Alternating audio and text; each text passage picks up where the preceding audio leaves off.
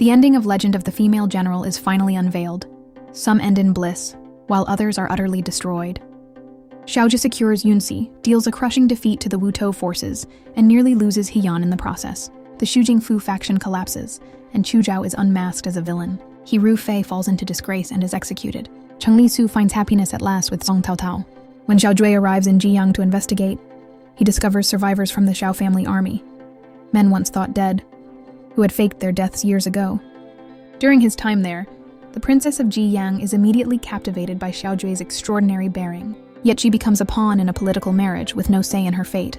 Her tragic end makes Xiao Hui realize how unpredictable life can be, and how important it is to cherish the one before him without hesitation. Determined, he affirms his feelings for Heian and devotes himself wholly to her. With Heian's help, Xiao Jue identifies the traitor Kaiyanxi and gathers conclusive evidence exposing the Xu Jingfu faction, and He Ruofei's plot to destroy the Xiao family army in the Battle of Mingshui.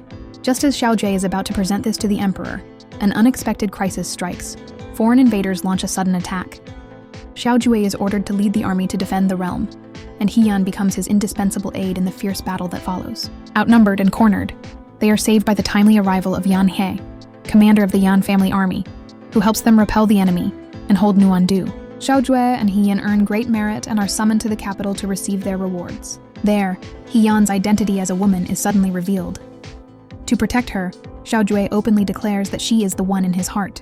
The emperor, delighted, bestows a marriage decree upon them. Heian is granted the title of Marquise of Wu'an, officially recognized by her real name and status. Subsequently, Xiao Jue topples Xu Jingfu.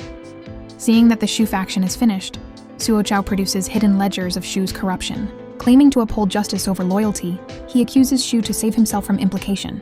This betrayal makes Xu Pingting see Suo Zhao's true nature and hate him to the bone. Yet Chu Zhao miscalculates. He never expected He Ruofei, whom he considered useless, to strike back. When He Ruofei is exposed as not the true General Fei Hong, he drags Suo Zhao down with him. The two destroy each other, and are both convicted of treason and executed. Xiao Jue weds Heian. After the new emperor ascends the throne, Xiao Jue becomes one of the four marshals leading armies to reclaim Yunxi and defeat the Wutou forces.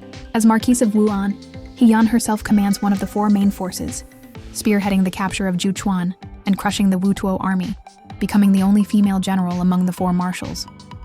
She even sends back news of victory before Marshal Yan, Admiral Xiao, and General Hu Wei, proving her own merit rather than relying on Xiao Jue's name. But just after securing Juchuan, Heian receives a letter from Yan He, commander of the Yan family army, who has been fatally poisoned by the Wutuo with no cure. Hearing of her victory, he asks her to take command of the Yan family army, repaying her past aid in rescuing Nuandu. Heian knows that leading the Yan family army would be fraught with risk and resistance, but as a general, she has a duty to defend the borders. Upon arrival, she meets with the deputy commander. After Yan He's death, the Yan family army is leaderless, and the Wutuo are certain to strike.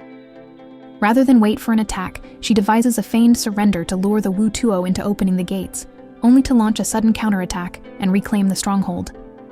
However, the Yan family army, accustomed only to direct combat, hesitates.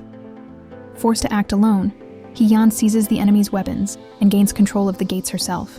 Hampered by her own men, she sustains severe injuries and falls into a 3-day coma, barely clinging to life. Fortunately, all four armies achieve decisive victories, capturing Yunxi, Bingjiang, Jijun, and Juchuan, and crushing the Wutuo completely. The Wutuo ruler personally sends a letter of surrender, offering his prince as a hostage and vowing not to invade for 100 years, placing his lands under Great Wei's dominion.